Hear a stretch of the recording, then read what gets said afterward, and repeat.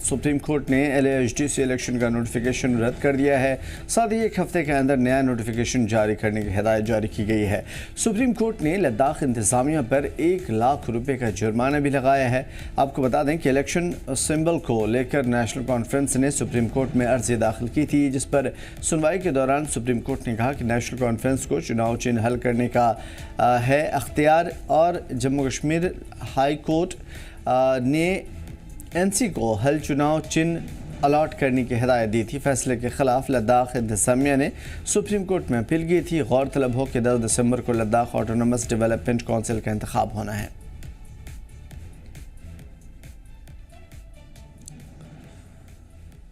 बता दें कि LAHDC इंतखाबात की नोटिफिकेशन को सुप्रीम कोर्ट ने रद्द कर दिया है। सुप्रीम कोर्ट ने LAHDC इलेक्शंस के नोटिफिकेशन को रद्द करने का फैसला सुनाया।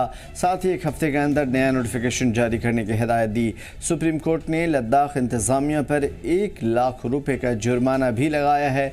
बता दें कि इलेक्शन सैम्पल को लेकर नेशनल कॉन्फ्रेंस ने सुप्रीम कोर्ट में अर्जी दाखिल की थी, जिस पर सुनवाई के दौरान सुप्रीम कोर्ट ने कहा कि नेशनल कॉन्फ्रेंस को चुनाव चिन्ह रखने का अख्तियार है। जम्मू कश्मीर लद्दाख हाई कोर्ट ने NC को हल चुनाव चिन्ह अलॉट करने की हिदायत दी थी।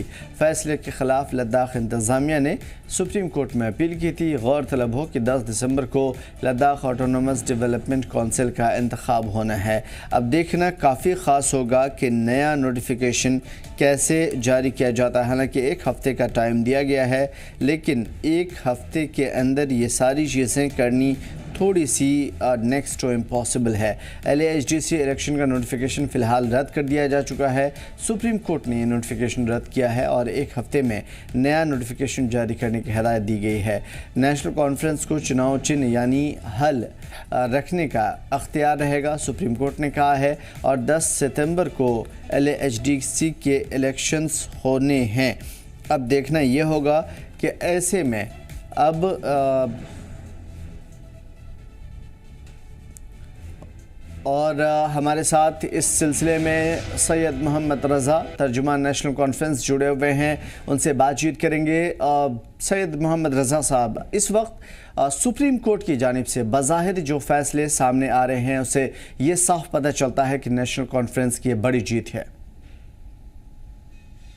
जी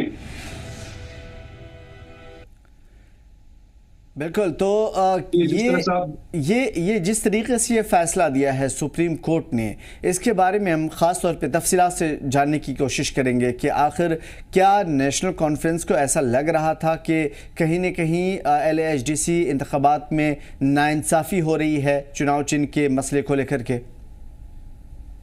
जी बिल्कुल, जिस तरह से आपको मालूम है 5th general council election LAHDC बिल्कुल नज़दीक आ चुके हैं, और इनका जो पहला नोटिफिकेशन निकला था यूपी एडमिनिस्ट्रेशन की जानिब से, उसमें सिर्फ नेशनल पार्टीज को सिंबल रिजर्व किया गया था और स्टेट पार्टीज को महरूम रख दिया गया था। जिस तरह से आपको मालूम है, पिछला जो लेह का LAHDC इलेक्शन हुआ था, लास्ट इलेक्शन जी, उसमें आम आदमी पार्टी स्टेट पार्टी थी, वो भी एक यूटी पार्टी, तो उनको सिंबल रिजर्व कर दिया गया था। उनके हक में सिंबल पे लड़ने का इजाजत दे दिया गया था।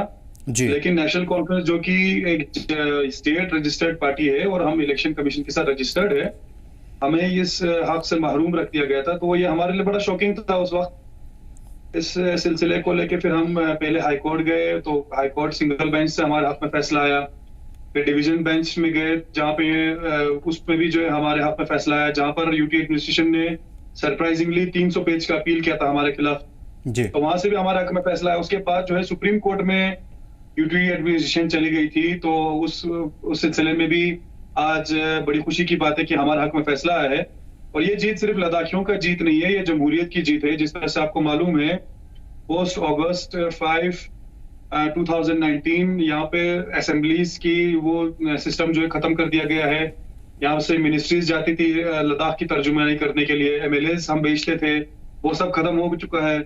तो वाहिद जो हमारे पास डेमोक्रेटिक सेटअप बचता है, वो हिल काउंसिल का सेटअप बचता है। तो उस सिलसिले में इस इलेक्शन में एक सबसे बड़ी पार्टी को, सिंगल लार्जेस्ट पार्टी को अपने सिंबल पे लड़ने ना देने का जो फैसला यूटी एडमिनिस्ट्रेशन का था, वो बहुत ही हमें लगता है हमारे इसके लगता है जम्मू कश्मीर नेशनल कॉन्फ्रेंस को लगता है कि बहुत ही पॉलिटिकली मोटिवेटेड स्टेप था ये इनका, इनको कोर्ट में नहीं जाना चाहिए था, ये हमें सिंबल पहले मिल जाना चाहिए था। इट वाज वेरी ऑब्वियस, क्योंकि जिस तरह से आपको पता है इनका कोई लीगल बेसिस था नहीं इनके आर्गुमेंट का, और इट वाज मिसकंसीव्ड। तो जिस तरह से आज आपने देखा जस्टिस विक्रमनाथ और जस्टिस अमानुल्लाह के बेंच से जो हमारे हक में फैसला आया है, ये बहुत ही बड़ी एम्बेरसमेंट है यूटी एडमिनिस्ट्रेशन के लिए। और जिस तरह से आपको ये भी देखने को मिल रहा है हमें ऑर्डर में कि 1 लाख का जुर्माना भी इनको लगा है। बिल्कुल। तो इस चीज से यूटी एडमिनिस्ट्रेशन को सीखना चाहिए कि कानून और आइन के साथ ज्यादा छेड़छाड़ नहीं करना चाहिए। तो ये मैसेज आना चाहिए उनको लाउड एंड क्लियर।